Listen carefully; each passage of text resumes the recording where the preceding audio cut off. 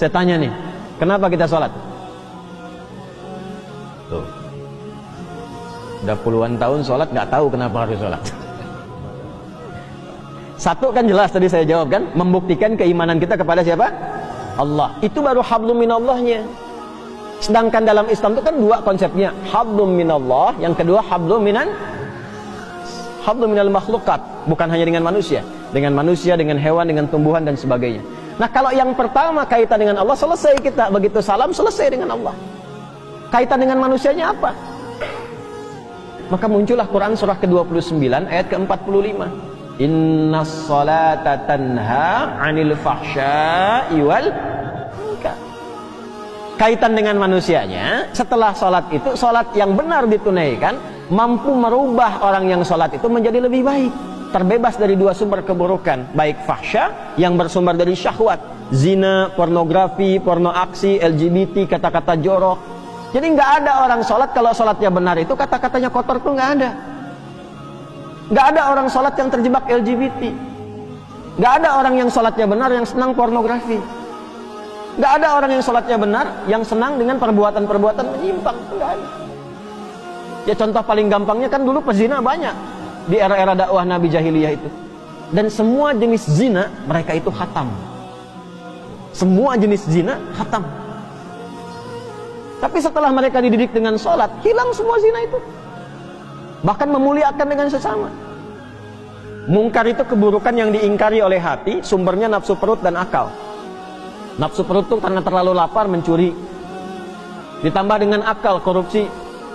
Kan orang bilang kalau ayam mencuri, ya kan? Kalau lebih besar korupsi kan? Padahal sama-sama mencuri kan? Ya kan? Sapi makannya apa? Rumput. Nah, ada orang makannya aspal. Yang harusnya 7 cm jadi 5 cm jadi 2 cm gitu kan? Ya. Nah, itu mungkar namanya. Sehingga banyak rusak, banyak dicek-cek gitu kan? Ya, dipastikan bagus lagi. Nah, itu mungkar. Maaf, mencuri, membuat hoax, berselisih, menipu sampai ke tingkat tinggi, membunuh dan sebagainya, itu mungkar. Orang sholat itu mustahil mengerjakan itu. Karena saat dia selesai sholat, dia sudah terkoneksi dengan Allah. Makanya begitu tuntas sholatnya, dia sudah merasa diawasi Allah, nyambung dengan Allah. Ya bagaimana orang diawasi Allah berbuat maksiat ketika dia sadar Allah mengawasinya?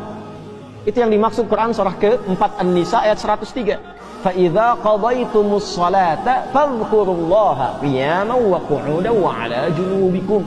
Kalau engkau sudah tuntas mengerjakan sholat, maka engkau akan punya koneksi. Kalau benar sholatmu, engkau terkoneksi dengan Allah. Zikir itu terkoneksi, nyambung. Kalau merasa belum connect karena banyak pikiran dunia, padahal harusnya dibuang. Ya, makanya saat sholat kan kita mengangkat begini kan? Itu diantara ilmu hikmahnya, ketika sedang sholat itu buang urusan dunia ke belakang, jangan dibawa. Pasrahkan diri kita sepenuhnya pada Allah, buang ke belakang. Ini kadang yang terjadi, tangannya begini, dunianya malah ikut. Makanya ketika takbir itu, lisan mengucapkan Allahu Akbar, tapi di pikirannya handphoneu akbar, proyekku akbar, sendalku akbar, jemuranku akbar. Karena dunia ikut. Kan? Sering terjadi begitu ya? Ya? Kembali. Nah, ini yang menjadikan manfaat sholat gak diraih. Akhirnya apa? Tanha anil fahsya'i wal munkarnya gak dapat. Konektivitasnya berkurang. Untuk menutup itu pasca sholat, kemudian diajarkan zikir. Kenapa akhirnya istighfar, zikir pertama yang kita ucapkan? Kan pada sholat itu, Assalamualaikum warahmatullah. Salam itu menutup sholat. Assalamualaikum warahmatullahi wabarakatuh. Assalamualaikum warahmatullahi wabarakatuh. Selesai nih. Bukankah setelah itu istighfar? Istighfar dulu kan? Kenapa zikir pertama urutannya istighfar? Karena kita memohon ampun kepada Allah, karena barangkali yang harusnya khusyuk itu maksimal terganggu dengan keadaan pikiran yang tidak bisa dikontrol. Itulah sebabnya. Nah, istighfar itu membuka kita supaya menyambung terus, sehingga ketika subhanallah, alhamdulillah terkoneksi. Keluar dari masjid sudah ingat Allah. Makanya kalau keluar dari masjid ingat Allah, tidak akan pernah terjadi tertukar sendal. Ingat Allah. Nggak ada kehilangan kotak infak.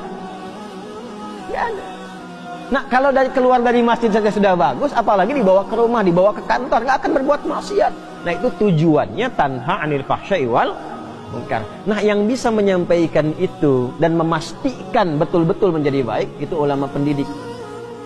Makanya di pesantren itu bukan cuma diajar di kelas, sampai di asrama dilihatin, diawasi, didoakan, dipantau perkembangannya. Nah ini beliau Hadratus Syekh ini termasuk ulama pendidik.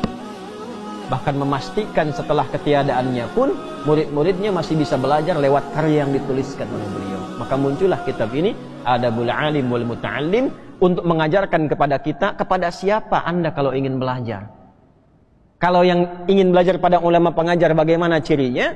Kalau ingin belajar pada ulama pendidik, bagaimana cirinya? Dan apa manfaatnya? Jelas?